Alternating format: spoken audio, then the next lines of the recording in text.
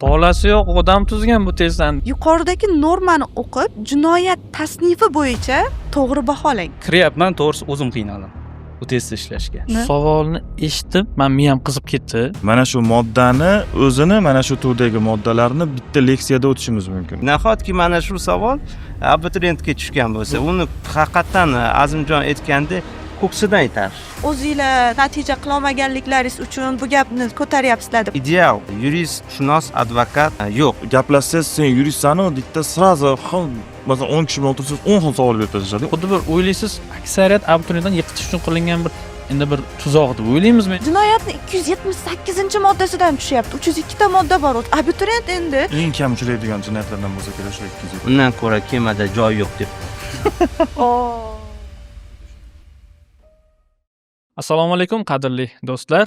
Mana bugun studiyamizda tajribali mutaxassislar bilan yig'ilgan holatda ko'pchilik ota-onalar yuridik yo'nalishga kirmoqchi bo'lgan abituriyentlarni og'riqli nuqtalaridan biri bo'lgan muhim mavzulardan birini suhbatlashamiz, o'rtaga tashlaymiz va muhokama qilamiz.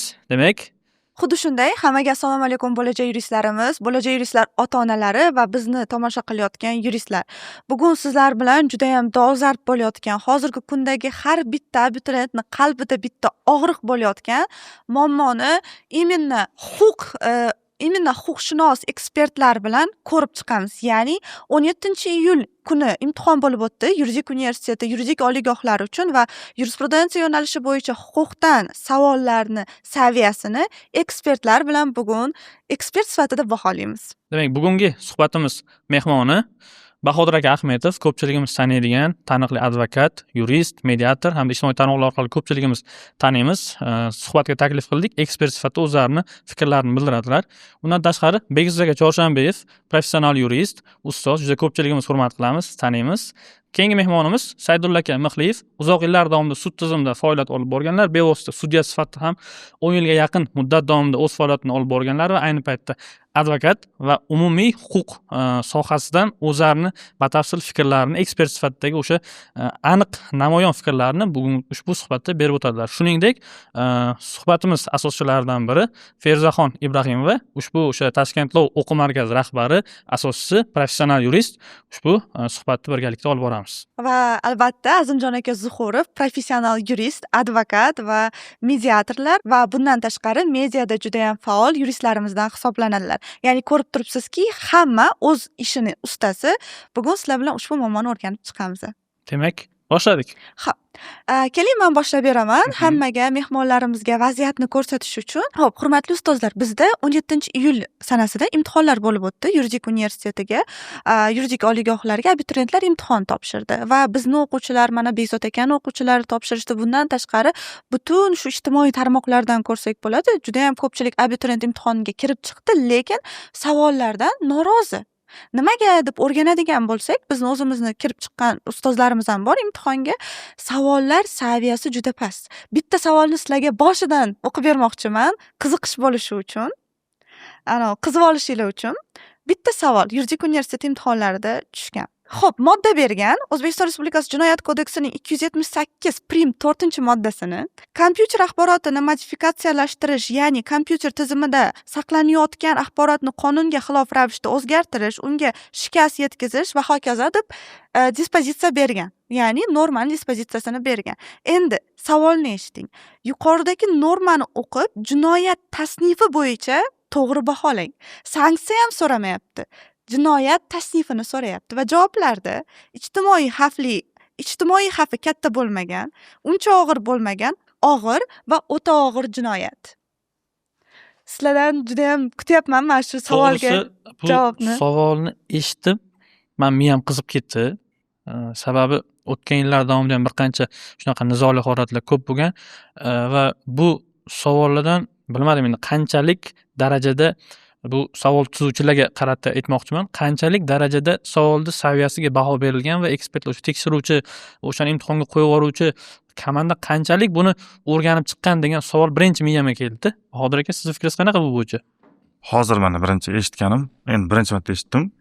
Birinchi kelgan taassurot biz jinoyat huquqini bir yildan oshiq vaqt o'qiganmizda biz. Aynan Universitetda. jinoyat yo'nalishi bo'yicha mutaxassisligimiz jinoyat yo'nalishi bo'lmasa ham, lekin huquqshunoslarga va umumiy beradi.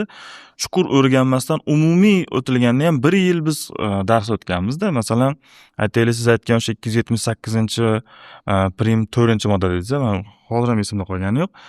Mana shu moddani o'zini, mana shu turdagi moddalarni bitta leksiyada o'tishimiz mumkin. Masalan, 2 soatlik leksiyada jinoyat kodeksini yozgan odamlar, o'sha komissiyada bo'lgan odamlar kelib dars berardi bizga.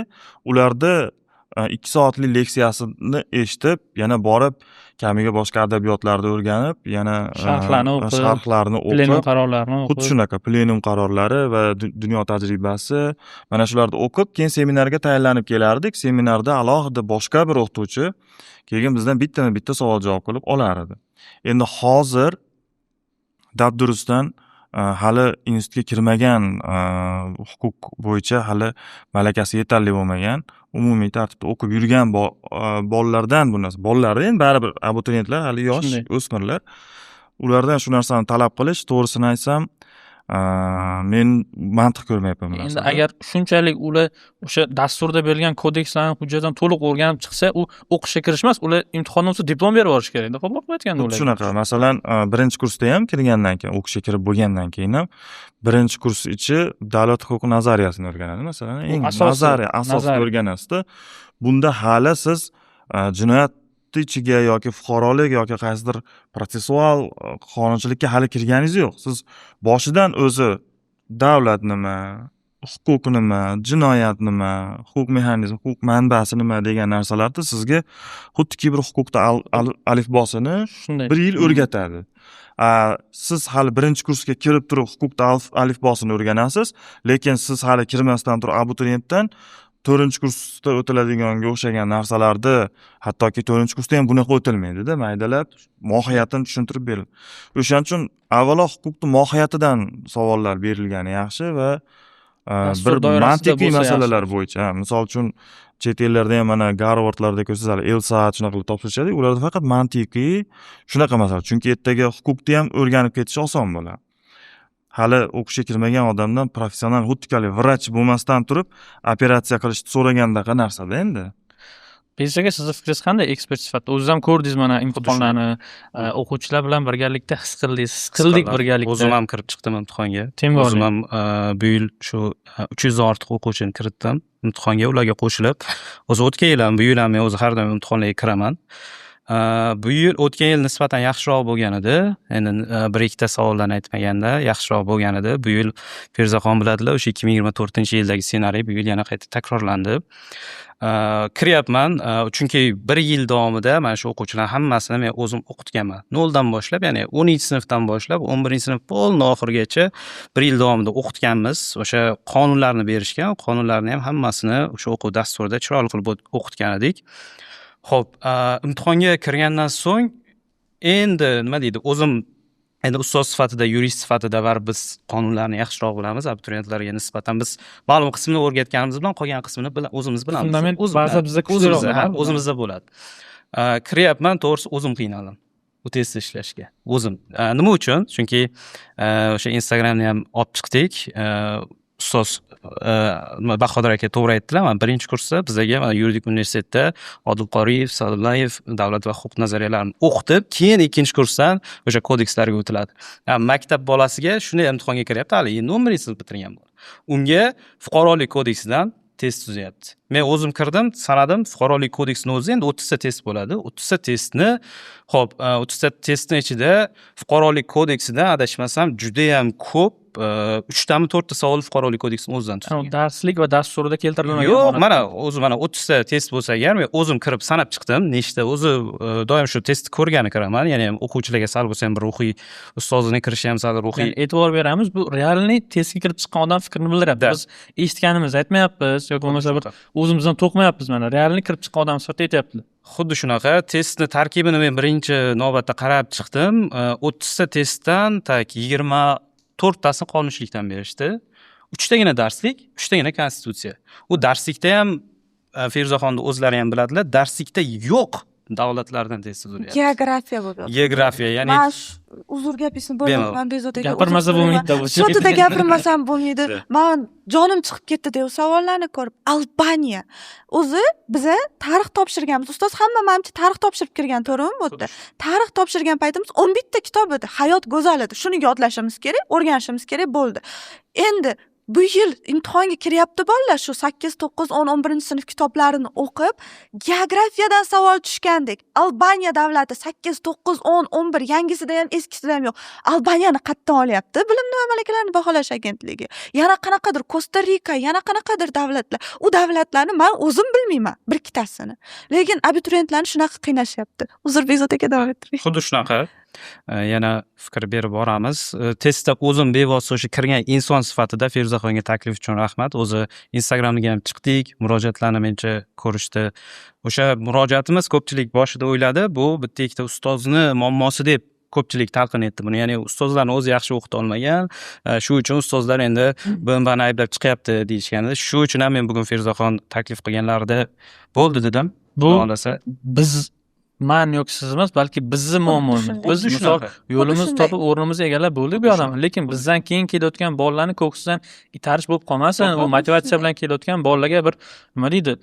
Kutilmagan zarbaday bo'lib, ularni naborot motivasiyasini tushirib, sohaga nisbatan boshqacha qarash bo'lib qolmasligi uchun biz yig'ilib fikrimizni yetkazish uchun qaror qildik. Xo'p, Xuddi shunday. Saydulla aka, bu bo'yicha sizni fikringiz qanaqa? Masalan, hozir suhbatni, jarayonni, umuman xabaringiz bor. Ekspert sifatida, professional yurist, advokat, uzoqlik sudya sifatida qanday fikr bildirgan bo'ladi? Hozir Feruzaxonning savollarini eshitdimda, birinchi nimaga qaytsak, huquqshunos.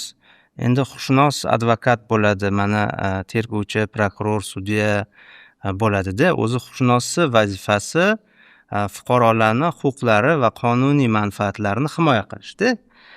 Bo'lajak huquqshunoslarga savolni qiyin, murakkab, chigal qilib beradigan bo'lsa, u bo'lajak yurist nima qiladi? Boshqa kasb tanlaydi.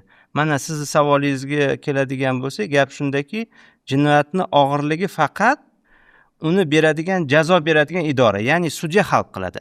Sudya kim bo'ladi? U talaba, abituriyent, student, professor sudya bo'lmaydi. Sudya bo'lish uchun ma'lum bir yoshga yetish kerak. Hozirda mana 35 yosh deb qo'yilgan va ish stajiga hamda benuqson obro' e'tiboriga va shu xislatlar bo'lgandan keyin u sudyalar oliy maktabida o'qiydi.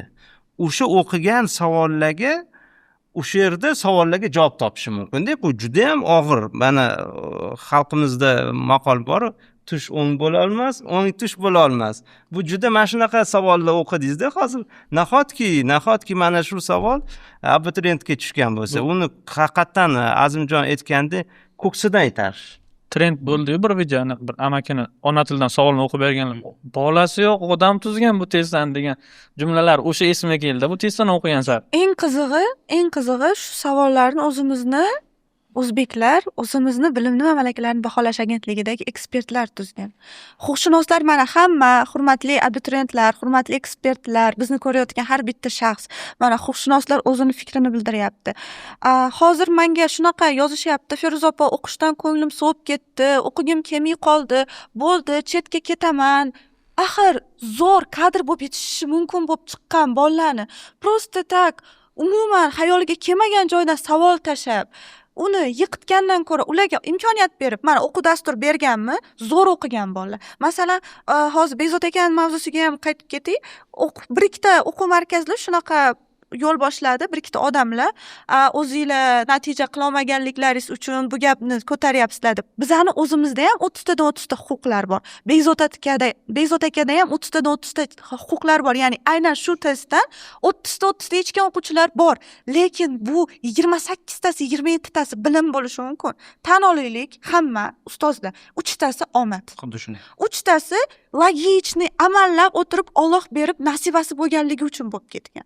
Lekin bu testlardan 100% garantiya beraman. Mana professional yurist sifatida 6 yildan beri abituriyent tayyorlayotgan inson sifatida 100% garantiya beraman. 30 ta 30 ta bilib hammasini zo'r yechdim deb chiqqan abituriyent bo'lgani yo'q bu yer.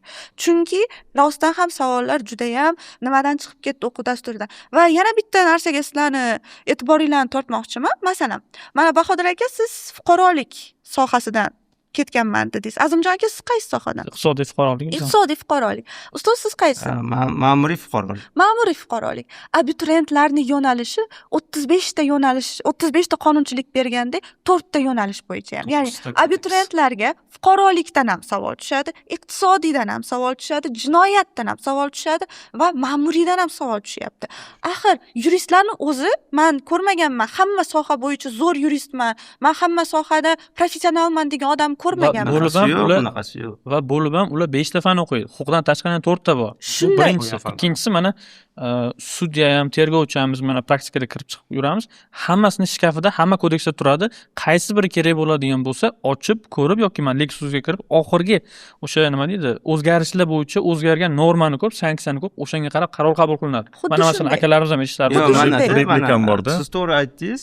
Ideal yurist, huquqshunos, advokat yo'q. Ya'ni oddiy sohalarga bo'ladigan bo'lsak, sud tizimida ham iqtisodiy, jinoiy, fuqarolik, ma'muriy sudyalar borda. Men o'zim sudya bo'lib ishlab ko'rganman. Hatto fuqarolik sudda ham hozir nima qildi? Mehnat, oila bo'ldi. Xuddi shu masalani Shuni ixtisoslashtirildi. Endi advokatlar ham mana hayotimda, tajribamizda ham ko'ryapmiz. Advokatda ham shunaqa. Bitta jinoyat bo'lsa ham korporativ jinoyat bo'lishi mumkin, soliq qoid, iqtisodiy jinoyatlar, masalan, fuqarolik bo'lsa oila, mehnat bo'lishi mumkin yoki meros. Iqtisodiy bo'lsa o'sha korxonalarni huquqiy xizmat ko'rsatish. Barcha o'sha huquq sohasini mukammal biladigan yo'q. Mana bizda hozir 20 ga yaqin, adashmasam, hozir 20 ga yaqin bo'ldi, kodekslarimiz bor. Mana shu kodekslarimizga hatto to'liq sharh yo'q. Hamma kodeksga sharh yo'q. Qisman bor. Mana fuqarolik kodeksiga bor, ancha yil oldin qilingan. O'zgarishlarga qilmadi. 5-6 yildan beri o'sha fuqarolik kodeksiga sharh yo'q. 10-15 yil bo'lib ketdi. 18-yilmida hozir eslolmayapman. Jinoyat kodeksiga sharh bor mana. Fuqarolik protsessual kodeksiga yaqinda chiqardi, mehnatga chiqardi yaqinda, iqtisodiy protsessual. Lekin qolgan kodekslarga yer, havo, mana budjet, soliq, mana jinoyat ijro kodekslariga sharh yo'q. Bu sharh yo'q degani bu vaqt yo'q degani emas. Bu o'sha olimlarimiz, professorlar, o'sha yuristlar, huquqshunoslar hammasi birlashib chiqarish kerak. Juda ko'p vaqt va mashaqqat talab qiladi. Shu nuqtai nazardan huquqshunoslik sohasi juda ham qiyin, oson emas. Oson emas bo'lgani uchun qonunni sharhlash juda qiyin. O'zbekistonda o'zi qonunlar juda ham og'ir. O'qiganda tushunish qiyin. Oddiy xalq tushunmaydi. Mana sud sohasida ishlaganimda ham juda ham tushunmaydigan qonunlar ham chiqqanda, odamlar tushunish qiyin. Odamlar tushunish qiyin bo'lgandan keyin huquqshunoslar ham sharh yoza olmayapti-da. U bechara abituriyent qattan bilsin uni shunchalik qiyin savollarni. Uni fikrlashga o'rgatish kerak, fikrlash. Aniq moddani yodlashga emas, fikrlashga o'rgatish kerak deb o'ylayman. Shunday. Hozir mana 4 ta yo'nalishda aytib o'tdingiz-ku. Sudlarimiz doirasida 4 ta yo'nalishimiz bor. Mana shu 4 tani ichida ham Saidullo aka aytgandek, haqiqatan hozir ichida ham o'zi ixtisosliklar paydo bo'lgan. Sudlar uchun emas, sudlar endi boshlayapti. Mana oila yo'nalishi bo'yicha, mehnat yo'nalishi bo'yicha, misol uchun iqtisodiylarda bankrotlikni ko'radigan sudyalar, ixtisoslashgan sudyalar paydo bo'lyapti. Lekin suddan tashqari masalan umumiy huquqshunoslik bo'yicha oladigan bo'lsak, mana advokatura bo'yicha oladigan bo'lsak, ko'pincha advokatlar iloji boricha o'sha hozirgi yo'nalishlarning ichidagi ixtisosliklari bo'yicha ham alohida qilishga harakat qiladi. Kimdir faqat masalan iqtisodiy yo'nalishda litsenziyasi bor, u iqtisodiy ham juda kengda, uning ichidan aynan bankrotlik yo'nalishi bo'yicha shug'ullanadiganlar bor yoki masalan fuqarolik yo'nalishida umuman oila yo'nalishini tushunmaydi yoki meros yoki uy-joy masalasini umuman tushunmaydi. Aytaylik, mehnatga chuqur kirishmagan. Chuqur kirishmagan mehnat bo'yicha shug'ullanadi. Kimdir bo'lishi mumkin faqat kadastr, masalan kadastr yo'nalishida uning uchun o'sha yo'nalishda 5-10 yil ishlagan bo'lsa, masalan, kadastr agentligidami, rasmiy bironta shu yo'nalishdagi joyda ishladi, 5-10 yildan keyin advokat bo'lsa, faqat kadastr yo'nalishidagi ishlarni oladigan advokat bo'laman men deb ixtisoslashib shunday ketadi. Chunki iloji yo'q, qonunchilik juda katta. Shunday. Uni masalan men hozir iqtisodiy yo'nalish bo'yicha advokat bo'lganim bilan aytaylik ma'muriy mana nizolar bo'yicha soliq kodeksini men tushunmasligim mumkin va bu juda ham normal. Buni hech hayron qoladigan joyi yo'q. Yoki masalan kredit yo'nalishini, shunga o'xshash qaysidir boshqa sferani Tanish yurishlarda umuman olamiz maslahat. tushunmasligim mumkin. Men o'sha sohani yuristi bilan gaplashaman, oddiy odamdan ko'ra bemalolroq gaplashaman. Chunki men umumiy bazam bor, u bilan gaplashib ketaveramiz bir-birimizni tushunib. Lekin u o'zini shu sohani egasi. Men boshqa sohani masalan. Xuddi mana bizni soha doktorlikka o'xshaydi-ku, masalan, borib deylik stomatolog doktordan qorni og'riq davoladi, hech qachon so'ramaysiz. Yoki bo'lmasa bir nima deydi, nevrolog doktordan borib ichaklar bo'yicha ma'lumot so'ramaysiz hech qachon. Lekin o'shalar ham umumiy o'qiydi, sekin-sekin spesifikatsiya bo'yicha ketadi keyinchalik. Hozir yuridik soha ham shunga o'xshab boryapti-da, sekin-sekin. Masalan, odamlar ham oddiy odamlardan maqsadim, uzr gapingiz bo'ldi. Gaplashsangiz, sen yuristsan-ku, deydi, srazi masalan 10 kishi bilan o'tirsangiz 10 xil savol berib tashlashadi. 10 ta ixtisoslik bo'yicha savol berib tashlashadi. Dardimiz bir hamma yuristlarni. Ha, savol berib tashlashadi. Menimcha o'sha test markazida o'tirganlar ham o'sha darajada fikrlaydigan bo'lsa kerak-da. Masalan, yurist desa o'bcha hammasini bilish kerak degan. O'zi aslida men mana shu ixtisoslik bo'yicha bunaqa savollar, jinoyatdan, fuqarolikdan, mehnatdan bunday berilishiga o'zi avvalo qarshiman. Endi men ularchalik chuqur bilmayman. Men umumiy huquq mohiyatidan berish kerak deb o'ylayman. Masalan, hech bo'lmasa davlat huquq nazariyati, o'sha ma'lum bir darsliklar qilishsin, o'sha darsliklar ichida umumiy tushunchalar berilgan bo'lsin. Davlat huquq shunday. Mana yuqorida Feruzaxon aytib ketdilar, mana hammamiz tarix o'qib ko'rganmiz. Ya'ni bizda konkret A, B nuqta bor, chegara bor. Mana bu yerdan tushmaydi, mana shu ichidagilardan tushadi. Hozir darslik bor, undan tashqari qonunchilikda ham qo'shyapti. Undan tashqari ko'zni yumib, pulemyot o'tyapti, tekkan moddani olib tiqib qo'yapti-da, qo'pol qo'yayotganda testga. Bu endi nima deydi, abituriyent xohlasa ham uni yecha olmaydi-da. Bu xuddi bir o'ylaysiz, aksariyat abituriyentdan yiqitish uchun qilingan bir endi bir tuzoq deb o'ylaymizmi endi? Mana hozir mana Azimjon ko'rdim-da, mana hozir ko'rsatdingiz. Hozirgi ba'zi savollar mana hozir bolalar olgan ekan, ba'zi savollar bilimni o'lchashmasda, bolani sun'iy ravishda yiqitish abituriyentlarni. Juda chigal, uzun, chalg'ituvchi, bu qo'rqadi. Savollarga huquqshunoslik savollarga keladigan bo'lsa, o'zi biz ham huquqshunosmiz-ku, ikkita yuristdan 3 ta fikr chiqadi-da. Ikkita yuristdan 3 ta fikr. Abituriyent nima qilsin u? U huquq konkretniy mana konstitutsiyadan tushsa, boshqa gap. Uni jazoni aytdilar, mana jazo. U sudyaning vazifasi. Qani og'ir bo'ldimi, yengil bo'ldimi, u qayerdan bilsin? U jazolab qo'ymagan. Og'ir yengilligini sudya kodeksga qarab o'qiydi-da. Bironta sudya qarab, maslahat qilib, ham bilimlarini nima qilib, uni sharoitini o'rganadi, sharoit. Jazo og'irmi, yengilmi, u nima u? Va yana bitta zo'r joyi bor.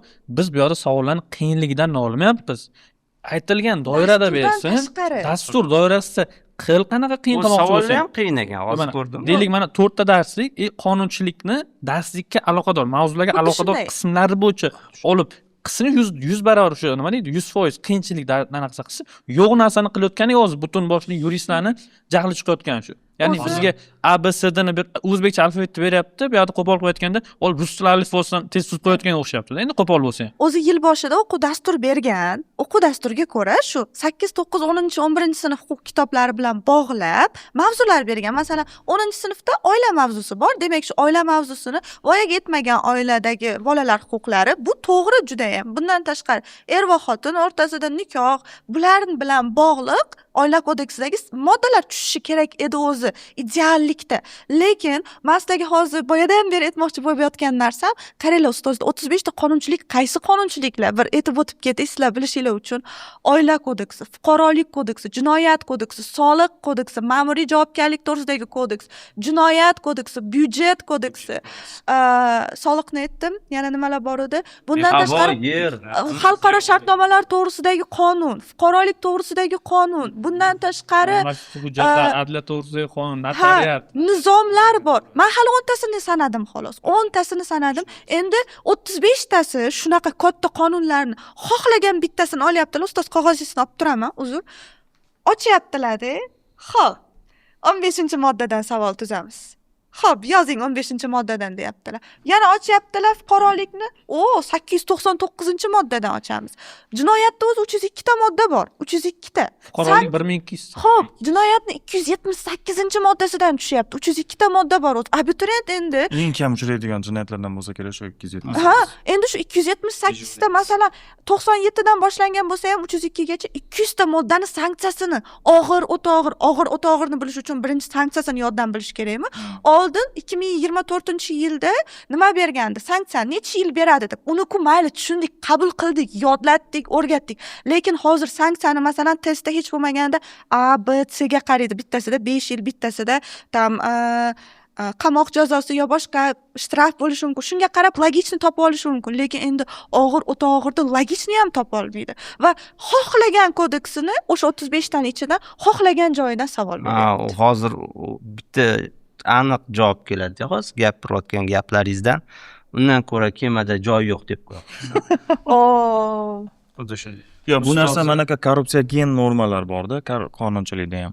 Hech bo'lmasa masalan, mayli konstitutsiyani qo'shsin yoki masalan, mayli shu Aka konstitutsiyani yodlab o'ryapti. jinoyat fuqarolikni umumiy qismini da ham ma'lum bir umumiy asoslarini uni ham. Oilani. emas. Dastur doirasida Ma'lum bir kichik joyini qilsa tushunsa bo'lar edi. Ha, endi mayli endi sal nimaroq qilishdi, endi qattiqroq qilishdi endi. ya'ni deb dasturda masalan hozir bu narsa bu o'ta nereal narsa.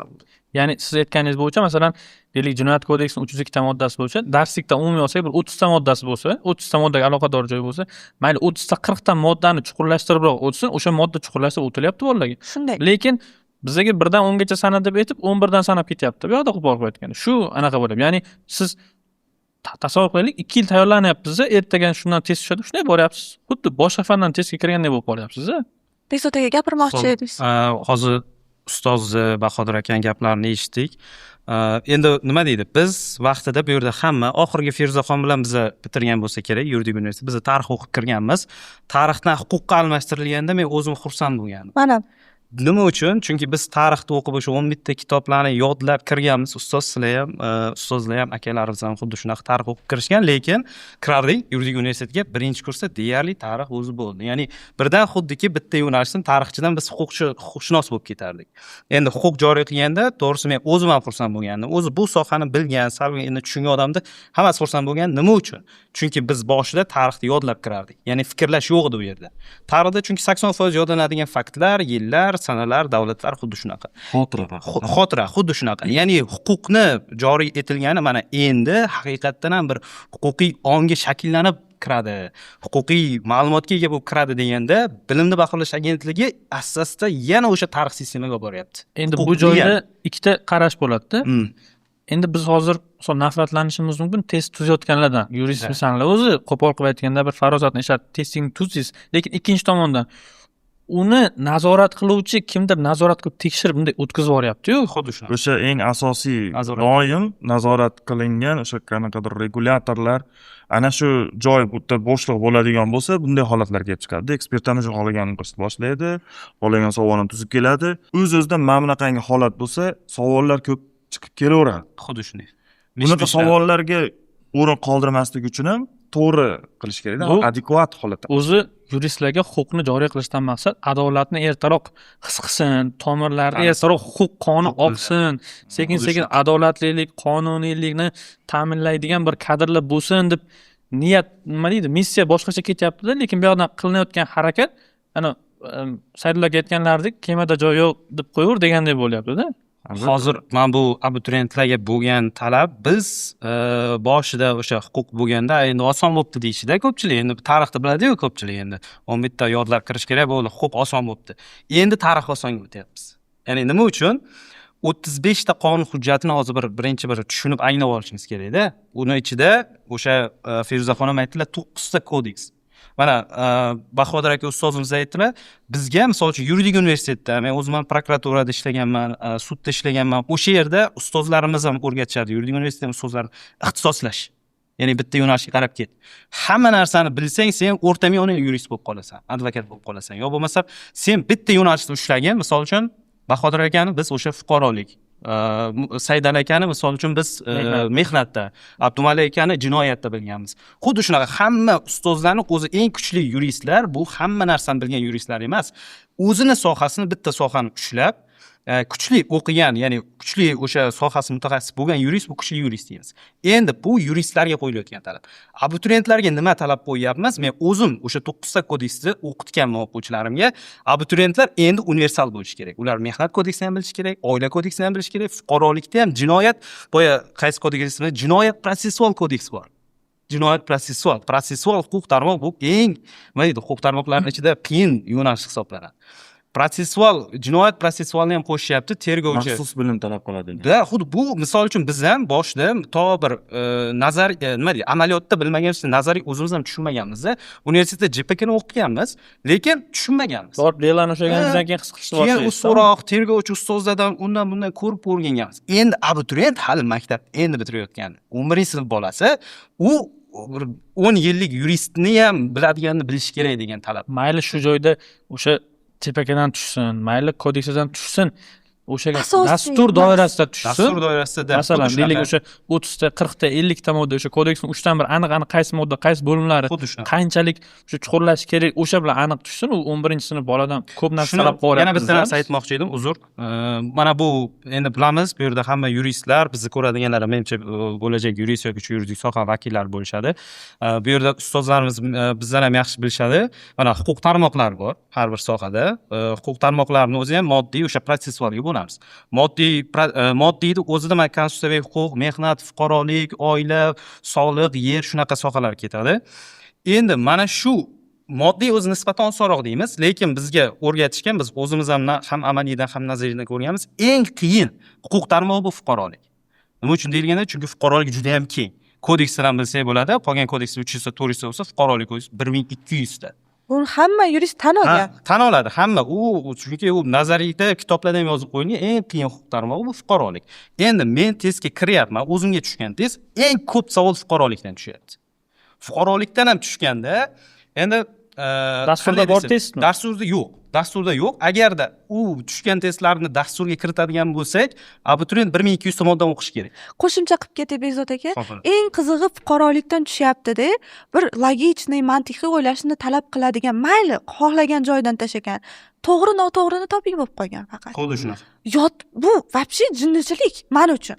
Yozyapti, to'g'ri va noto'g'rini toping deyapti-da, xohlagan moddasini bitta dispozitsiyasini olyapti-da, shuni ozgina o'zgartirib beryapti. Axir 5-6 ta moddani bitta savolga joylagan. 5-6 ta. Ekspertlar qanaqadir bir animasi aniqmi? Kimlar tuzadi? Yo'q. Kimlar tuzishini Shu joyi men o'zi bu podkastdan maqsad shu ko'rsin shu insonlar, bilimni malakalarni baholash agentligi ekspertlari ko'rishini iltimos qilaman va ko'rgan paytlaringizda ham iltimos bizga bir munosabat bildiringlar. Mediada yuristlar kuzatyapti, biz shu yerdamiz.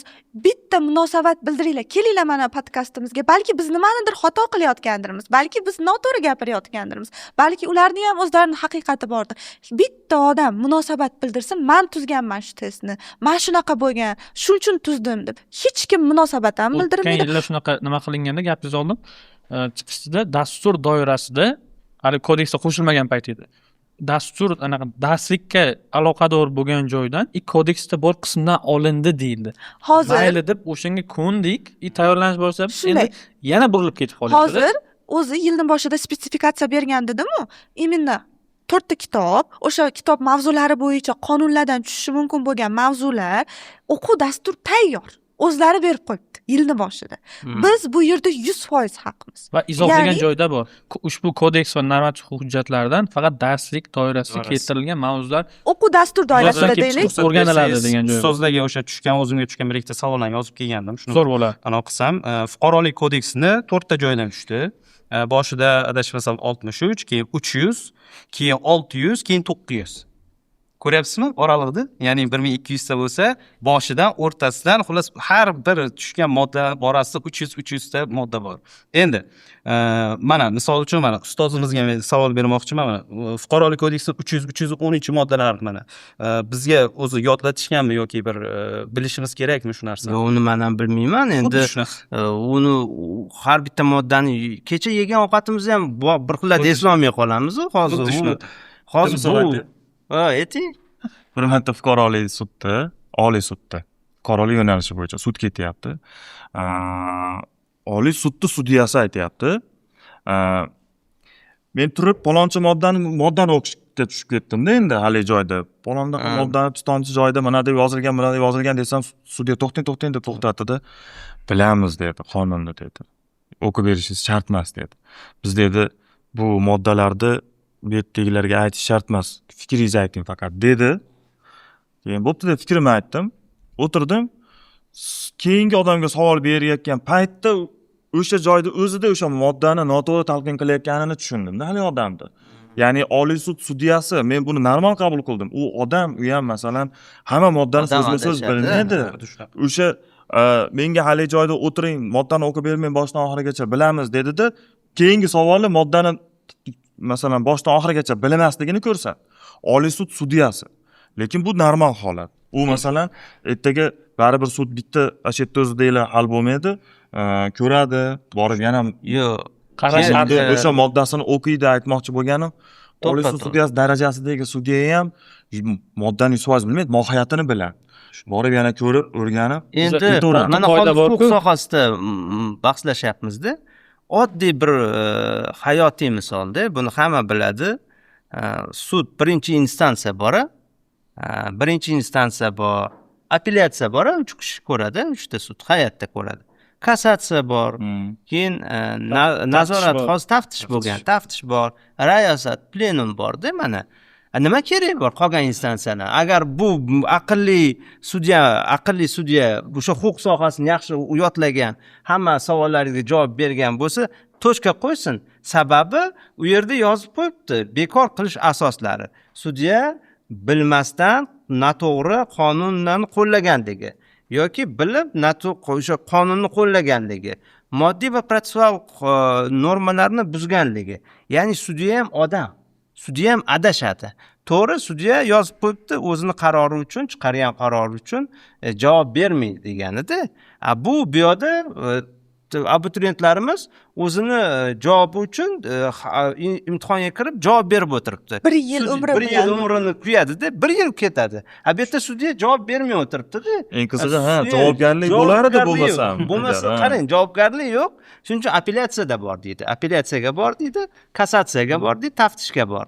Shu qonunni yaratganlarga nimaga javobgarlik belgilamagansilar desangiz, endi ular qonunchilar qanaqasiga odamni bilim yetmay qolib yoki xato qilib qo'ygani uchun javobgarlik belgilaymiz biz deb shunaqa Oliy sud sudyasi darajasidagi odamlarni o'ylaydigan narsasi shunaqa-yu, lekin abituriyentni biz xato qilishini kechira olmayotgandaqa bo'lyapti hozir. Shunaqada. va biz o'sha birinchi kursda o'qishga kirganimizda baribir hammada vahima bo'ladi. Ustozdan so'raganman-da o'zim, ustoz shuncha 20 ta kodeks, 1000 ga yaqin qonun hujjati, prezident farmon, boshqa narsalar yodlashimiz shartmi deganda, ko'pchilik biladigan qoidani aytganda, yaxshi yurist, professional yurist kerak yil paytda kerak yil hujjatni kerak yil joydan topa oladigan yurist. Hamma narsani, ya'ni hamma narsani har doim yodlashimiz, mohiyatdan tushib bitta ko'rib chiq degan narsa. Gapingizni oldim-da, Azimjon. Endi men hozir abituriyentlar qanaqa kirib borishini tasavvur qila olmayapman. Sudyada qo'lida hamma qurol bo'ladi. Birinchi qurol da'vogar, javobgar yoki ayblanuvchi, jabrlanuvchi. Advokat olib borib beradi. Advokat olib borib tayyor qilib beradi. U keyin o'zini qonunlarini ko'taradi. 1 marta o'qiydi, 2 marta o'qiydi, Lexusni qaraydi, fikrlashadi, maslahatlashadi, keyin qaror chiqaradi. Shunda ham xato qiladi-da. Bu abituriyent quruq qo'l bilan kiradimi yo u ham kitoblari bilan kiradimi? Quruq qo'l bilan hech narsasiz kiradi. Unaqada bo'lmaydi-yu. Ya'ni aeroportdan o'tayotgan tekshiruv bo'ladi. Sizni 50 marta u xuddi o'shandan battar tekshirishadi. Shu joyda bitta fikr, men bu universitetda ham Instagramda ham shu narsani misol qilib chiqdim. ustozimiz sudyani misolini aytdilar. Ya'ni sudya ham kodekslar bilan yuradi. Sudga kirsa ham o'sha kodekslar muhokamaga kirganda ham bir qarab olishadi agar dejurniy stатья har kun qiladigan ishi xuddi shunaqa. har kun qiladigan ishida ham yana qaraydi adashadi yana o'sha joyda. yana qarashib 99 marta qarab baribir adashadi. Xuddi shunaqa. Endi Demak, ostidagi qanaqadir bu narsalar ham chiqib qolishi mumkin-da bitta normani. shu narsani holatda shu endi taqdim. abituriyentlar sudyalar bir qarab tekshiradigan, har kuni qiladigan ishni qarab tekshiradigan narsa abituriyent yoddan bilishi kerak. Instagramda o'sha kun bitta narsani olib chiqdim. Mana yuridik universitet, mayli sudya desak, biroz ular abituriyentlarni sudyaga solishtirsa, u deb yuborishi mumkin-da. Kim bilan solishtiryapsan deyishi mumkin. O'sha kun Instagramga men abituriyentni yuridikka studenti bilan solishtirdim. Biz yuridikda oraliq hamma topshirgan. Yangi sistema bo'yicha hozir qanaqa? Kiramiz, bizga birinchi kazuslar beriladi. 20 ta kazus bir oy oldin beriladi. Biz unga tayyorlanamiz. Hamma tayyor bo'lganimizdan keyin bizni ekzamenga kirgizishadi. Ekzamenga kirib bizga savol berishyapti. Biz 4 yil o'qiganmiz. Shu kodekslarni o'qiganmiz. Bizga savollarni oldindan berishyapti, tayyorlanish uchun vaqtdan berishyapti. Kirganimizdan keyin leksiyani ochib berishadi. Nima uchun? O'sha savolga javob yozishimiz uchun. Chunki nima uchun? Yuridik universitetda o'sha rahbariyat o'zi boshqa universitet, yuridik desa hamma universitetlar rahbariyati biladi. Talaba kazusga yoddan javob bera olmaydi va berishi ham kerak emas. Chunki buni yodlash imkonsiz. Endi xuddi shu narsa abituriyent buni yodlash kerak deyapti. Ya'ni bu tushunishi kerak bu tushunishi ham deyapti, kerak yo'lda qo'llash uchun. Xuddi shunaqa uni tushunib qo'llab xotira u nima deydi 35 ta qonunda xullas miyasiga abituriyent joylab endi bitta narsada mana hozir mana hozir men fikr kelib qoldida sportsmenlar yillab tayyorgarlik ko'radi, har kun tayyorgarlik ko'radi, chopadi, suzadi, o'sha harakat qiladi, hatto o'sha ovqatni ham rejimga tushiradi-da. Futbolist olaylik, mana futbol jahon chempionati bo'ldi, Messini olaylik, Messi zo'r tayyorlandida, yillar davomida. Ronaldo ham olaylik. Ronaldo ham. Qarang, Messidan gapiramiz biz. Messi endi Balans bo'lsin. Messi mana o'zga sayyoralik deydi. Hatto shu Messi ham tayyorlandida, futbolga tayyorlandi, koptob bilan o'ynadi, ertan kech uxlamadi. Endi polyaga borganda bu polya emas, basketbol bo'lib chiqdi. Bu basketbol. Men basketbol o'ynay olmayman desa, "Yo, koptob bilan tayyorlandingmi?" deydi. Mana savolda, "Ha, koptob bilan tayyorlandim." Bu bitta narsa, faqat sen qo'ling bilan o'ynaysan. Unda oyog'ing bilan o'ynaganmiz, o'ynab ketaversan desa, qanaqa o'ynaydi? O'ynay olmaydi ham. Bular ham men hozir sizni gapingizdan mana Feruzaxonning gaplaridan eshityapman-da, bular o'sha BMB dedingiz-ku, ha? BMB, ha? DTMda tayyorlangan savollarni o'rganyapti-da, borganda umuman boshqa narsa, yo shunga o'xshagan narsa, yo qayerdagi anu moddalarni olib kelib tiqib qo'ygandan keyin bu ham bitta huquq deyapti. To'g'ri, bu ham koptok hammasi. Basketbol boshqacha o'ynaladi. Futbol boshqacha o'ynaladi. Gandbol boshqacha. Futbolda ham Amerikan sokkeri bor, keyin boshqa o'yinlari bor-da. Xuddi shu narsani aytyapti. Juda chiroyli misol ko'rsatdingiz. Professional bo'la olmaydi odam. Juda chiroyli misol ko'rsatdingiz. Birzon bitta fikrim bor. Men aynan shu mana DTM deyapsiz. DTMdagi o'sha ekspertlarga meni murojaatim bor-da. Masalan, mana shu savolni tuzayotganda bitta narsani bilinglar, yuristlar, mana advokatlar qanaqa bo'ladi? Fuqarolik kodeksini o'zidan oladigan bo'lsa, boshqa kodekslarni qo'yib turaylik. Mana soliqni ham aytdinglar. Soliqni o'zini juda ko'pchilik yuristlar bilmaydi. Aynan soliqni ichida uzoq yil ishlaganlar tushuna olishi mumkin. Qiyin yozilgan. Lekin juda qiyin yozilgan. Fuqarolik kodeksini o'zini oladigan bo'lsak, ichida masalan kredit yo'nalishi bo'yicha alohida banklarda ishlaydigan yuristlar bor. Ular uzoq yillar ishlab bu narsani mohiyatini tushungan. Ular sug'urtani tushunmaydi lekin. Sug'urtadagilar kreditni tushunmasligi mumkin yoki masalan ikkalasini ham qurilish sohasida yuradiganlar fuqarolik kodeksini aynan boshqa spesifik joylaridagilarni bilmasligi mumkin. Umumiy qismini hammasi biladi lekin boshqa joylarida u darajada odamni men hali ko'rmadim. Kreditni ham bilib ketaveradi, sug'urtani ham bilib ketaveradi, soliqni ham bilib ketaveradigan odam.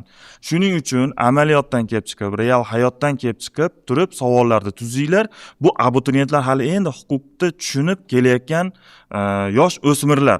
Shuni hisobga olinglar doim. Hayotni qiyinlashtirmaylik. Yana bitta qo'shimcha qilib o'tdi ustoz, juda ham bir dolzarb masala. Biz hozir Toshkentda o'tirib gapiryapmiz. Toshkentda yuristlar ko'p, yuridik universitet mutaxassislari, mana o'quv markazlari ko'p, huquq sohasi rivojlangan. Endi viloyatlarda qishloqlarda nechta viloyat bor O'zbekiston? 12 ta viloyat bor. Qishloqlar qancha? U qishloqlardagi abituriyent bu qonunlarni qanday tushunsin? O'zi yuristlar yetishmaydi O'zbekistonda. Toshkentda ko'p, viloyatlarda o'zi yuristni o'zi kam. Professionallarni o'zi. Ular bo'lsa ham advokatura, yuridik sohada ishlayapti. Dars bermaydi. Demak, dars kim beradi? O'zimizni eski tarixchi ustozlarimiz. Qo'shib ketaymi gapingizga? Advokatlar, yuristlar kam deyapsiz-ku. O'zbekiston bo'yicha 5 mingdan oshiq 6 mingga yaqinlashib qoldimi hozir advokat? 7 mingdan oshdi. 7 mingdan oshdimi? Xo'p, mayli. Boring ana 10 mingta deylik. 10 mingta buncha aholiga juda ham kam. Juda ham. Bu narsani xalqaro ekspertlar aytganki, bunchalik katta bizni darajamizdagi aholi bo'lgan joyda poytaxtda o'zida 70 mingga yaqin advokat bo'lishi kerak ekan. Rivojlangan bo'lsa davlatlarda. Ma'lumot qo'shimcha sifatida aytib ketdingiz bizga. Endi viloyatlarda advokatlar o'zini ishi bilan, yuristlar o'zini ishi bilan, lekin bolalarga kim dars beradi? O'zimizga dars bergan tarixchi ustozlar. Tarixchi ustozlarni juda ham hurmat qilaman. O'zim ustozim tarixchi, lekin hali huquqshunos 4 yil yuridikda o'qigan odam qiynaladigan narsani tarixchi qanday tushuntirsin? Qiynaladi tushuntirishga. Viloyatda, Xorazm viloyatida eng kuchli o'quv markazlar bor. Mani Xorazmdagi filialim raqobatchisi eng kuchli to'plagani 178 bo'ldi. 180 yo'q. Toshkentda bor 180. Onlayndagi o'quvchilarimizda bor 187 olganlari, offlayndagi o'quvchilarimizda bor 187, 30 tadan 30 huquq yechgan. Lekin Xorazm katta, men o'zim Xorazmdan bo'lganligim uchun shuni aniq bilaman. Eng ko'pi 178, eng katta o'quv markaz, eng kuchli o'quvchi. Qolganlari 160, 170. Bu nima degani? Faqat Toshkentdagilar o'qishga kirsin, viloyatdagilar odam emasmi? Axir ularga dostуп yo'q-ku bu narsalarga. Degani kemada joy yo'q degani. Xuddi shunaqa. O'sha pozitsiyada qolaman. Bahodir akam boya gaplariga qo'shimcha qilmoqchiman. BMB test tuzuvchi ekspertlariga murojaat dedingiz-ku, men birinchi navbatda ularga boshqacha murojaat qilgan bo'lardim. O'zi kimsizlar? O'zi birinchi o'zlaringiz bir ochiqlang, yuristmisizlar, kim? Chunki bitta narsa, bu narsani mana biz hamma yuristlar yig'ilib olib muhokama qilyapmiz-ku. Bu yurist tuzadigan test emas. Ya'ni yurist tuzgan test emas. Ha, yurist tuzgan o'zi umuman agar bir vijdoni bor yurist tuzsa unaqa test tuzmaydi-da, chunki u ham biz nima deydi, o'sha biladi-ku, qonunni o'zi bilmayman nima test berish kerak deydi. Xuddi shunaqa. Misol uchun men ham agar men BMB testologi bo'lganimda, o'sha DTM testologi bo'lganimda sal o'ylardim-da, "Ya to'xta, o'zing qayerda bitirgansan? Yuridiskida. Necha yil o'qiding? 4 yil, magistrga 6 yil. Xo'p. O'zing bilasanmi shu narsani?" Yo'q. Bitta narsa, birinchi navbatda bu agar BMBga talab qo'yadigan bo'lsa, mana shu testni tuzganlar kelish kerak edi, mana bu yerga muhokamaga o'tirish kerak. O'zi birinchi shu testni unga berishimiz kerak. Yecha oladimi yoki yo'qmi? Katta ehtimol bilan yecha olmaydi ham. Nimani yozganini tushuntirib, boyagi gapim chala qoldi. Uzr, agar vaqt olmasa bitta narsani aytmoqchi edim. Xo'p, boya testlarni aytdim, o'zimga tushgan testlarni, moddalarni xuddi shunaqa. O'sha moddalarni keyin qaradim darslikda qaysidir mavzuga chunki bog'langan bo'ladi har bir modda. Keyin o'sha mavzuga oid bo'lgan moddalarni bir sanab chiqdim. Men boya aytgan 310 deb bu savolni o'zida yozib qo'yadi. Ya'ni men buni o'zim topmayman. DTM kirganlar biladi. Savolda mana shu savolni beradi, keyin pastda qavs ichida kichkina qilib yozib qo'yadi. Fuqarolik kodeksining 313-moddasida bu savolni tuzumni berib qo'yadi abituriyentga. Endi mana shu savolni oldim, keyin o'zim ham bila olmadim boshida 310 nima ekan, chunki bu o'quvchilarga o'tmagan o'quv dasturida yo'q narsada. O'quv dasturida bor, ya'ni kengroq faqat bir ikkita moddasini o'rgatganmiz, kerakli joylarini. Keyin bilsam agar bu majbur fuqarolik kodeksida majburiyatlarni bajarishni ta'minlash degan narsalar bor ekan, zakolat, kafolat, kafillik, nestoyka shunaqa narsalar. U yuridik universitetda hozir alohida bitta fan sifatida o'tilyapti, majburiyatlar huquqi sifatida. Mana shu narsani keyin mana shu savolni oldim. Darslikda bitta mavzusiga, bir 21-mavzuga tegishli ekan. Keyin BMBni logikasidan kelib chiqdim. Agarda shuni xohlagan joyidan test tuzmoqchi bo'lsa, bitta mavzuni o'qish uchun abituriyent nechta moddani o'qish kerak ekanini bir qiziqib kodeksda sanab chiqdim. 76 ta modda bo'ldi. Majburiyatlar va majburiyatlarni bajarishni ta'minlash degan ikkita modda, usullari 71 ta modda bo'lar ekan. Ya'ni abituriyent darslikdagi bitta mavzuni o'qib, unga kirib DTMga javob berish uchun bitta mavzuga qo'shimcha 76 ta modda. U ham mayli. Ikkinchisi, keyin men o'zimga tushgan o'sha 604, 608, 612 bu fuqarolik kodeksida. Bu fuqarolik kodeksining ikkinchi qismiga o'tib ketib qolgan. Ikkinchi qismidan keyin buni ham xuddi shunaqa qilib chiqdim. Bu yerda endi shartnomalar haqida gap ketyapti. 8 ta mana darsligimizda shartnoma shunchaki nomi aytilgan. Oldi sotish shartnomasi bo'ladi. Taraflari aytilgan. Taraflari. Faqat nomi, shartnoma turlari va taraflari. Endi BMB shu shartnomani ichiga kirib, buni nima qilish kerak deb kirishkirini so'rayapti. Keyin buni ham men erinmasdan bir taraf fuqarolik kodeksini ochdimda sanab chiqdim. Qani, bu mavzuga aloqador savolga abituriyent, ya'ni BMB logikasidan kelib javob berish uchun nechta moddani o'qish kerak degandim? 125 ta modda bor. Fuqarolik kodeksida, ya'ni bitta savolga javob berishi uchun abituriyent, menga tushgan savolga men javob berishim uchun darslikda o'qishim kerak. Darslikka qo'shimcha fuqarolik kodeksidan 125 ta modda o'qishim kerak. Ya'ni o'qiganda ham oddiy u mantiqiy emas, yodlanadigan narsa. Ya'ni bilib xotiraga qaratilgan savol. To'g'ri, noto'g'ri dedingiz, kafolatlanadi, kafolatlanmaydi deb Shunday. aytishdi. Xuddi Eng shunaqa. qizig'i, ustozlar nima deb o'ylaysizlar? Yaqin 5-10 yilda bizada kuchli yuristlar chiqadimi? Logichniy, adolatli yoki yodlashni zo'r biladigan jonli yoki kemada joy bo'lgan yo'q, yuristlar jonli chiqadi. kompyuterlar chiqadi. Jonli Botlar kompyuterlar, yodlovchi, Gemini. yodlovchi, faqat buyruqni bajaruvchi, faqat buyruqni bajaruvchi, fikrlamaydigan, o'ylamaydigan, tahlil qilmaydigan, to'g'ri xulosa chiqarmaydigan, aniq pozitsiya va strategiya yarata olmaydigan jonli bir robot bolalar chiqadi. Buni o'sha BMBga emas, bu halokatda millatni o'sha ilmini, bilimini sindirsa, уже qolgan narsani foydasi yo'q bo'ladi. Qayerda o'sha ilm, bilim kuchli bo'lsa, fikrlash kuchli bo'lsa, odam fikrlasa, o'sha joyda yaxshi raqobat bo'ladi. Nimaga boya aytdim, ikkita yuristdan 3 ta fikr chiqadi.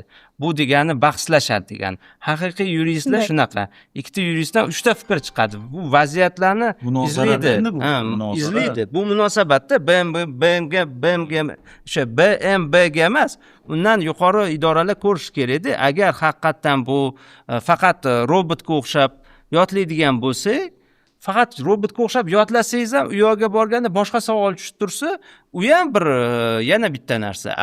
Faqat bir robotga o'xshab yodlab, robotga o'xshab yodlaganda kiradigan bo'lsa, ertaga fikrlash nol bo'ladigan bo'lsa, tahlil qilish nol bo'ladigan bo'lsa, bu juda katta falokat bo'ladi deb o'ylayman.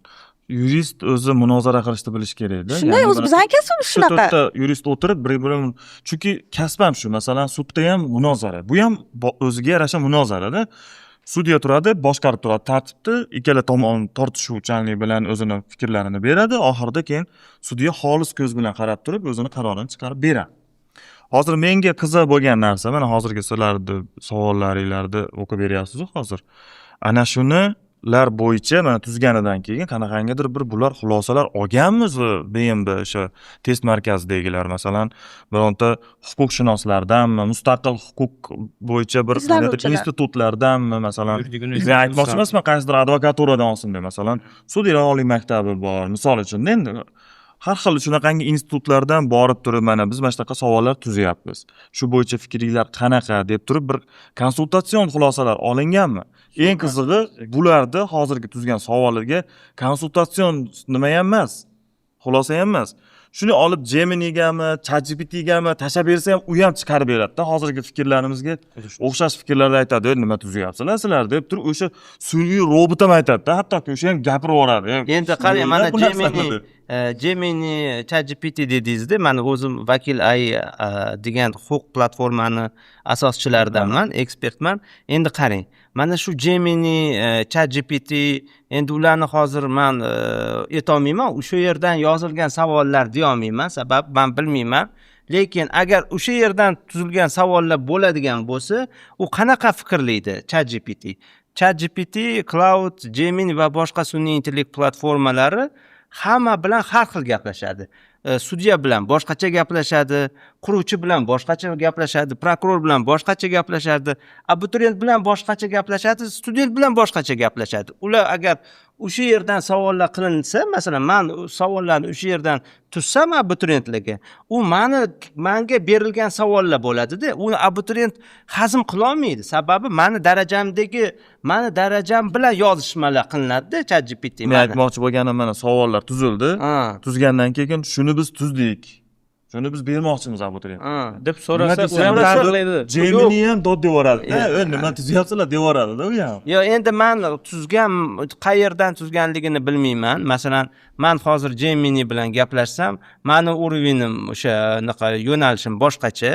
abituriyentni yo'nalishi boshqacha. Shuni ham inobatga olish kerak edi. Bu yerda insonni taqdiri yotibdi-da. Mana viloyatlarni aytyapsiz. Sinadi odam. Eng qiyin narsa yiqilgandan so'ng qayta turish.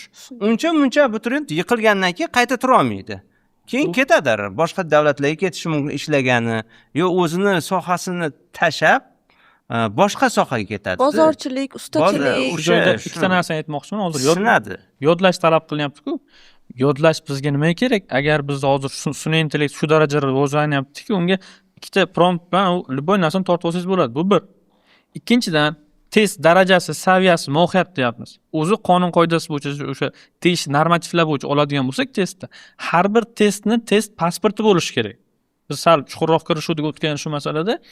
Test pasportini ko'rsatishga mayli u misol nima deydi HDFdir, maxfiy hujjatdir, boshqadir diyorlar, lekin ma'lum bir komissiya qilib turib, yuristlardan, o'sha sohaning yetakchi vakillaridan tuzib, o'sha olimlardan o'sha komissiya tuzib, o'sha ma'lum bir o'sha testlarni pasportini ochtirishga, balki bu gaplarni kimgadir eshituvlar, ochtirishga imkoniyat, ochtirishga duh yetarmikin shu narsa? Ya'ni kim u joyda yozilgan bo'ladi. Ushbu test falon qonun, falon modda darslikni falon betidan yoki falon anaqadan olindi, jumladan olindi degan joyda ular o'sha pasport ichiga mana shu noto'g'ri savollarni manbasini qanday kiritgan ekan? U pasportni kimdir tekshirib, kimdir tasdiqlab bo'ldi, chiqaraver, abituriyentlarga beraver degan joyda nazoratchi organlar nima qilyapti ekan degan savol meni miyamda aylanyapti. Xuddi shunday. Bu narsa mana siz HDF deyapsiz, HDF bo'lish kerak emas. Endi bunaqa narsa. bo'lgan taqdirda ham demoqchiman. Hammaga ochiq kerak bo'lsa, ochiq dostupda turish kerak.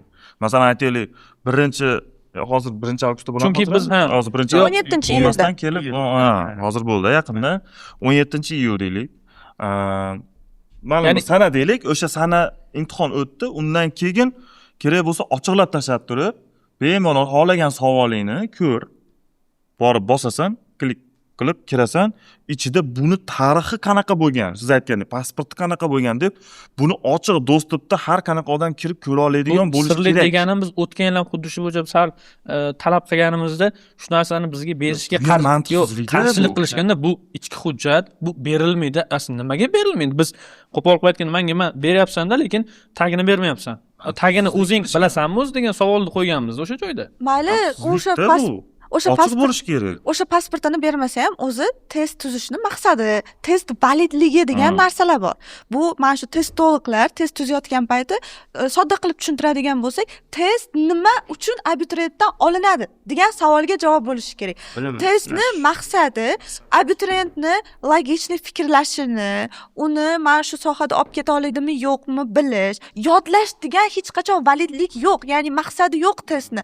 Abituriyent zo'r yodlaganmi degan savolga javob bermasligi kerak. Qaytangi testni maqsadi fikrlashni tekshiradimi? Abituriyent shu o'qigan maktabda o'qigan bilimini tekshirishga o'zi bu. 11 yil biz maktabda olgan bilimini tekshirish uchun olyapmiz imtihonni. Universitetga o'tish uchun. Ular kursga borganmi, yuristdan o'rganganmi degan narsa uchun emas. Maktabda o'qigan narsasini to'g'ri o'qiganmi degan narsaga javob bo'lishi kerak. Lekin bu savollar hech bittasi test validligiga ham, test maqsadiga ham hech bittasiga to'g'ri kelmaydi. Xo'p, ustozlar, bu masala bo'yicha biz ertalabgacha ham gaplashib o'tira olamiz, bilaman. Chunki hammamizni ichimiz achyapti, jonimiz achyapti. Hammamizni bu bo'lajak yuristlar 16-17 yosh bolalar, bolaman uchun bo'la. Hamkasbimiz ertaga har bittasining farzandinglar bor. O'sha uchun kelinglar oxirgi xulosalarimizni aytamiz, abituriyentlarga qaratamiz, shu bilim nima malakalarini baholash agentligiga va shu bilan sekin podkastimizga yakun yasaymiz. Agarda izohlarda zo'r aktiv bo'lishsa abituriyentlar, layklar, agarda yaxshi ketsa bu podkastimiz, keyingi sonni ham albatta qilamiz. Xo'p, o'zim boshlab bersam, agar ruxsat bersanglar, bitta ayol kishi bo'lganligim uchun Safilada. Xo'p. Bo'lajak yuristlar, umuman depressiyaga tushib siqilmaymiz. Siz agarda ushbu imtihondan 17, 18, 19, 20 ta yechgan bo'lsangiz, siz eng kuchli natijani ko'rsatgansiz. U 25, 27 Toshkentda katta huquq ustozlari bilan 2-3 soatlab kuniga 10 soatlab shug'ullangan o'quvchilarda unaqa chiqqan bo'lishi mumkin. Viloyatdagi yo'q imkoniyatni ham bor qilib 20 ta yechib, lekin 140, 150 ball olib, agarda siz yiqilganman deb o'ylasangiz, adashasiz. Siz yutdingiz bu kurashda. Siz eng zo'risiz. Umuman siqilmang, qaytangi o'zingizga yangi maqsad qo'ying. Huquqdan milliy sertifikat chiqadi 2026-yilda. Huquqdan milliy sertifikat oling, 93 ballni naqd qiling va o'qishga muddatidan oldin 189 grant bilan keling. Hurmatli bilimni va malakalarni baholash agentligi, sizlarni juda ham hurmat qilamiz. Rahmat shunchalik bizni bitta joyga yig'ganlaringiz uchun.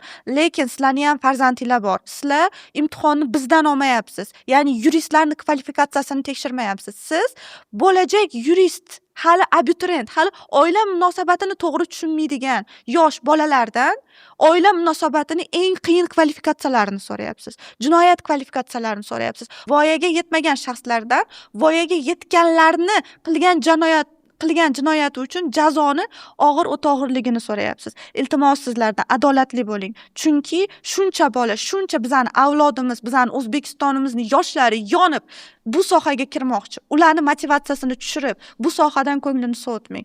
Sizdan ko'p narsa bog'liq bo'lyapti. Biz mayli o'quv markazlar, ustozlar o'qitamiz o'quvchilarimizni. Faqat aniq bitta qo'llanma ishlab chiqing, baraka topkurlar. Iltimos sizlardan. Bitta qo'llanma bering, rozimiz. Nima bo'lsa ham tayyorlaymiz. Lekin qo'llanmasiz xohlagan joyingizdan qilishingiz bu adolatsiz. Rahmat kattakon hammaga. Qisqacha men ham o'zimni xulosamni aytib o'tib ketadigan bo'lsam, ya'ni o'sha abituriyentlarga va test markazidagi ekspertlarga. Abituriyentlar avvalo Feruzaxon aytganidek qo'l tushirmaymiz. Men o'zim 3-marta kelganman. Bunaqa narsa bo'ladi hayotda. Hozirdan shu narsani o'rganadigan bo'lsangiz, kelajakda haqiqiy yurist bo'lib yetishasiz. Kelajakda hali bunaqangi holatlar ko'p bo'ladi, past balandliklar. Shuning uchun agar bu yil yiqilgan bo'lsangiz, qo'l tushirmay, keyingi yilga qattiq harakat qilib ketavering. Shunda siz haqiqiy yurist bo'lasiz. Va bitta narsani biling, huquq bu tuzilgan savollardan iborat emas. Huquq umuman boshqacha. Mana uzoq yillardan beri huquqning ichida yurgan mutaxassis sifatida, ko'p katta ustozlar bilan birga yurgan odam sifatida bilaman, huquq bu umuman boshqacha narsa.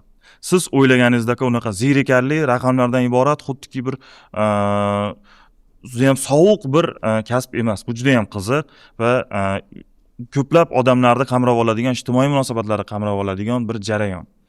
Endi test markazidagilarga ortiqcha ko'p gapirib o'tirmayman. Mana podkastni ko'rgan bo'lsanglar, shu yerdagi fikrlarni inobatga olinglar. Odam xato qilmaydi emas, xato qiladi. Masalan, xato qilib, mana fikringlar, boshqa mutaxassislar fikrlarini eshitib turib, shundan xulosa qilinglarda, keyingi yil bunaqa xatoni takrorlamanglar. Umuman butun umr bunaqangi xatolarni qilmanglar. Chunki hazillashib bo'ladigan emas. Keyingi kelajaglarimizni bir taqdiri yotibdi. Keyingi kelajakdagi yurisprudensiyamizni taqdiri yotibdi. Rahmat ustoz kattakon. Bezod aka, sizmi yo ustozim? Ustoz fikr bo'lsa. Abituriyentlarga tilaklarim, yiqilish qiyin emas. Eng qiyini yiqilgandan so'ng qayta turish. Oyi 15 qorong'u bo'lsa, 15 yorug'. O'zinglarni qo'lga olib, yorug' kunlarga tayyorgarlik ko'ringlar. Endi BMB mas'ul xodimlariga iltimosim, balkim harakatinglar qonuniydir, lekin adolatli bo'lish kerak. Feruzaxon aytgandek, hammamiz farzandlarimiz bor. Millat kelajagini o'ylashimiz kerak.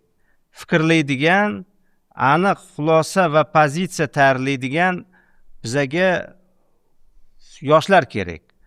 Robot, kompyuter kerak emas. Rahmat ustoz kattakon. Xo'p, meni ham oxirgi murojaatim DTM bilan shu birinchi abituriyentlarga maslahat beradigan bo'lsam, ustozlarimiz aytdi, hamma aytdi, bu yerda bizdan yoshi katta, tajribasi katta. Yuridik soha o'zi shunaqa. Agarda yuridik soha oson bo'lganda, siz bu sohani tanlamasangiz katta ehtimol bilan, chunki biz o'zimiz ham qiyinligini bilib turib, shunaqa bir qanaqadir biz kutmagan narsalar bo'lishini bilib turib shu sohada ketganmiz. Bu ham o'sha Bahodir aka aytgandek, bu hali holva, bu hali shunaqa narsa bo'ladi. Lekin bu degani ko'z yumish kerak degani emas, lekin eng muhimi o'sha maqsadni, motivatsiyani yo'qotib qo'ymaslik. Bunaqa narsalar hal bo'ladi. Yoki biz bugun bu ustozlarni yig'ib Feruzaxon bilan bu yerda o'tirganimiz sababi Feruzaxonni yo meni o'quvchilarim o'qishga kira olmaganidan emas. Bizni o'quvchilarimiz kirishadi, baribir kirishadi. Har yili o'quvchilarimiz nima bo'lgan taqdirda ham kirishadi. Misol uchun endi ko'proq emas, kamroq kirishi mumkin, lekin kirishadi. Ya'ni bitta narsa qancha adolatsizlik bo'lsa ham baribir kvota to'laveradi. Kimlar yutadi bu yerda? O'sha ustozimiz aytganday, yiqilganlar emas, yiqilib turganlar yutadi. Xo'p, shu uchun abituriyentlarga tavsiyam ko'ngilni cho'ktirmang. Biz bu yoqda ustozlar bilan harakatdamiz. Mana shunaqa narsalar qilinyapti. Bu yoqda hali natija chiqqandan keyin apellyatsiya masalasi bo'ladi. Balki sudlargacha ham 2024 ga olib boramiz. Hali bu davom etadi. Endi DTMga asosiy meni talabim nima bo'ladi? Birinchi navbatda mana shu testni baribir inson tuzadi. Bu kompyuter yoki ChatGPTga menimcha tuzdirishmaydi bu testni. Inson tuzadi. O'sha insonlarga bitta o'sha boya yuqorida ham eslanganimiz shu testni farzandimga tuzyapman deb bir xayol qiling. Bo'ldi. Boshqa narsani sizdan so'ramayman. Yana bitta qo'shimcha talabim bo'ladi. O'quv dasturini talabi chegarasini belgilash kerak, уже vaqti yetib keldi. Agar buni belgilamasak, har yili shunaqa muammo bo'laveradi. Mana bunday podkastlar, apellyatsiya, sud, shunaqa narsa bo'laveradi. O'quv dasturini chegarasini belgilab, mayli 35 ta qonunchilikka biz ko'nib bo'lganmiz. Biz 35 ta qonunchilikka e'tiroz bermayapmiz. Shunchaki o'sha qonundan chetga chiqqaniga e'tiroz bildiryapmiz. Shuning uchun mana shu qonunlarni hammasini bitta chegarasini qilib beringlar. Biz o'shandan o'qitaylik bolalarni. Sizlar keyin xohlagancha test tuzinglar. Bo'ldi, faqat shu. Shu qisqacha fikrim. Yuqorida juda ajoyib, to'g'ri va asosiy fikrlar bo'ldi. Birinchidan o'sha abituriyentlar, men bu savollarni ko'rib o'zimni abituriyentligimni eslab bir xursand bo'ldim, bir ichimdan yig'ladim to'g'risi. Sababi abituriyentlik hammamiz boshimizdan o'tgan. Ota-onani, ustozlarimizni, butun boshli bir avlodini balkim o'sha inson nima deydi, ishonchini oqlash uchun testga kiradi. Lekin shu jarayonga kirgandan keyin u yerda turgan test hammasini yo butkul yo uyoqlik qiladi, yo buyoqlik qiladi, qo'pol qilib aytgan. Shu sababli abituriyentlarga murojaatim, hech qachon chekinmang, ortga qaytmang. Mana shu yerda shuncha ustozlar, akalar birlashib o'tirganimiz sizlar sababli. Bizda hech qanaqa boshqa manfaat yo'q bu yoqda. O'zimizni ichimiz, o'zimizni ichki dardimiz bilan sizni dardingiz bir bo'lganligi, sizni dardingizni his qila olganligimiz uchun biz bu yerda yig'ilib, sizga birinchidan kuch-quvvat tilab, omad tilab, Xudo xolasa kelajakda katta marralarni egallab, men mamlakat darajaga erishdim, bir paytlar mana shunday holatlar bo'luvdi deb, balki biz bir ko'rganingizda bir eslab ketsangiz, bizdan xursand odam bo'lmaydi o'sha paytda. Xudo xolasa katta natijalarga erishasiz, biz bunga ishonamiz. Asosiysi harakatda barakat. Hech qachon harakat qilgan inson natijasiz qolmaydi. Alloh har doim harakat qilganlarga harakatdan ortiq bilan beradi. Asosiysi bu joyda harakatni to'g'ri yo'nalishda, to'g'ri insonlar bilan to'g'ri joyda qilish bo'ladi. Va ikkinchisi yana o'sha og'riqli mavzu, test tuzgan insonlar, balki bu yerda yuqorida ham aytdim, ayb test tuzgan insonlardan emas, ulardan yuqoriroqdadir. Balki undan ham yuqoriroqdadir, lekin qayerdadir mana shu bog'liqlik joyda shu muammo, shu holat bo'lyaptimi, kimnidir nazorati ostida bo'lsa kerak, shu baribir endi qo'pol bo'lsa ham. Iltimos, shu narsani yuqorida berishga zo'r aytdilar. O'zimni farzandimga tuzyapman deb tuzib ko'ringlarchi, shu testni farzandingiz oldiga qo'yganda o'zingiz qanday tutardingiz? Agar yurist bo'lsangiz, agar sohani tushunsangiz, sohani jonkuyari bo'lsangiz, haqiqatan ham o'sha sohamda bir o'zimdan nimadir qoldiray, sohamni bir oqlay, ishonchini oqlay degan niyatingiz bo'lsa, undan tashqari inson bu dunyoda faqat qilgan gunohlari uchun emas, qilmagan majburiyatlari uchun ham javob beradi degan narsa bor. Ya'ni kim har bir insonning bo'ynidagi missiya bor. Ertaga savol-javob bor o'sha sohangiz bo'yicha. O'sha narsani to'g'ri qilyapsizmi, noto'g'ri qilyapsizmi? Shu narsalarga e'tibor bergan holatda bo'yningizdagi mas'uliyatni insof bilan, iymon bilan, vijdon bilan, adolat bilan, qonuniylikni tenglashtirgan holatda hammasi balansda saqlab qilsangiz, menimcha nur ustiga alo nur bo'lgan bo'lardi va murojaatim aynan bu testdan yana qaytadan ko'rib chiqish kerak, alohida komissiya qilib ham ko'rib chiqish kerakdir va nafaqat BMBga, balkim yuridik universitet, boshqa barcha yuridik oliy ta'lim maskanlarining rahbariyatlari, o'qituvchilari, professor, ustozlar bu masalada ham o'zlarining fikrlarini bildirib, o'zlarining e'tirozlarini bildirib, o'zlarining mulohazalarini bildirib, agar asosli mulohazalar bilan chiqishadigan bo'lsa, menimcha Xudo xolasa yangiliklar bo'lib qoladi degan umiddamiz. Demak, bu borada gapirsak gap ko'p, har doim hammaga insofni o'zi bersin va sizlardan faqatgina adolat va qonuniylikni to'g'ri ta'minlagan holatda, belgilangan chiziqdan chiqmagan holatda dastur doirasida tuzishni so'raymiz. Boshqa narsa so'ramayapmiz sizdan. Biz o'zimiz uchun narsa so'ramayapmiz. Butun boshli millat, butun boshli yuristlar, butun boshli huquqiy demokratik davlat tuzaman deb turgan jamiyatni bir ilk ildizlarini, ilk urug'larini o'sib chiqish arafasida turgan o'sha abituriyentlarning hayot mamotini hal qilyapmiz. Ya'ni hal qilish uchun test tuzmoqchi bo'lganlarga murojaat qilyapmiz. Shu sababli mas'uliyat to'g'ri olgan holatda harakat qilishinglarni hammanglardan so'rab qo'ygan bo'lardik. Rahmat kattakon ustozlar. Bu podkastimiz juda ham manfaatli bo'ldi deb o'ylayman abituriyentlarga va adolat hamisha qaror topadi, adolat hamisha bo'ladi. Yuristlar sifatida bu narsani aytyapmiz va biz oxirigacha xudo xohlasa bu masalada borib birlashamiz. Yuristlar, iltimos, hamma ustozlar, yuristlar birlashaylik. Abituriyentlar milliy sertifikat agarda olmoqchi bo'lsangiz, huquqdan Toshkent Low'ga va Bekzod akaga murojaat qilaverasiz. Toshkent Law Chilonzor, Yunusobod, Xorazm filiallarida, albatta Bekzod aka Chorshanbiyevda huquq bo'yicha kurslar bor. Milliy sertifikat olish uchun. Ushbu suhbat uchun hamma ustozlarimizga alohida rahmat aytamiz. Vaqt ajratib, shu nima deydi, yoshlarni o'ylab, abituriyentlarni o'ylab, vaqt sarflab, jon kuydirib kelganinglarning o'zi bizga va abituriyentlarga juda ham bir katta yutuq deb hisoblayman. Rahmat kattakon ustozlar. Rahmat, charchamanglar. Sog' bo'linglar. Tugadi.